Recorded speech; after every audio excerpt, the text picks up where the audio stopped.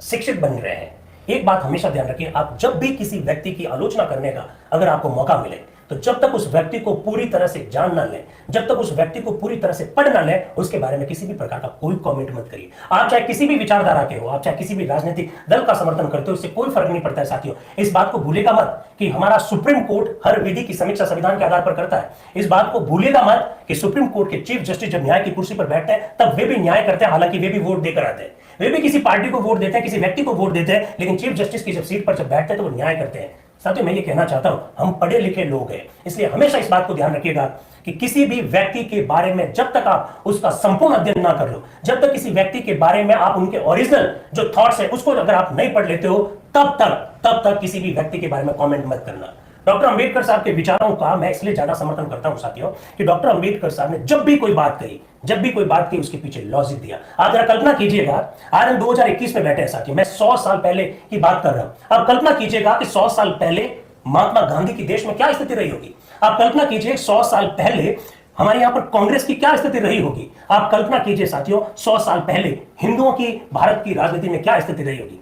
Doctor Ambedkar साहब गांधी जी की आलोचना करते हैं, डॉक्टर अंबेडकर साहब कांग्रेस की आलोचना करते हैं, डॉक्टर अंबेडकर साहब हिंदू धर्म में जो कमजोरियां हैं उसको रेखांकित करते हैं। कितनी हिम्मत थी उनमें, ये हिम्मत आई कहां से, ये हिम्मत उनमें कहां से आई है, ये साहस उनमें आया कहां से। साथियों, हमेशा ध्यान रखिए, अगर आप साहसी बनना चाहते हैं तो इसके लिए आपको पहले तार्किक होना पड़ेगा, और अगर तार्किक बनना चाहते हैं तो सबसे पहले आपको शिक्षित बनना पड़ेगा। इसलिए जब मैं आया था तो कुमार, और अभी भी देखो एक दूध है जो जितना पिएगा उतना दहाड़ेगा।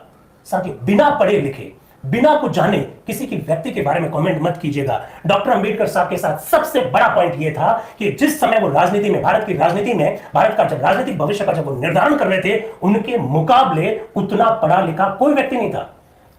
उनकी लाइब्रेरी में लाखों किताबें थी। आप कहेंगे मैं भी खरीद कर रख दूं लाखों किताबें, किताबें खरीदने से कुछ नहीं होगा साथियों। डॉक्टर अंबेडकर की मृत्यु के बाद में जब उनका पुस्तकालय खोला गया, जब लोगों ने उनकी किताबों को देखा, हर किताब में कुमार नोट डाला हुआ था, हर किताब में नोट डाला हुआ था, हर पेज में उनके कोई ना कोई कमेंट लिखे हुए थे। इससे आप अंदाज लगा सकते हैं कि डॉक्टर अंबेडकर कितना पढ़ते थे।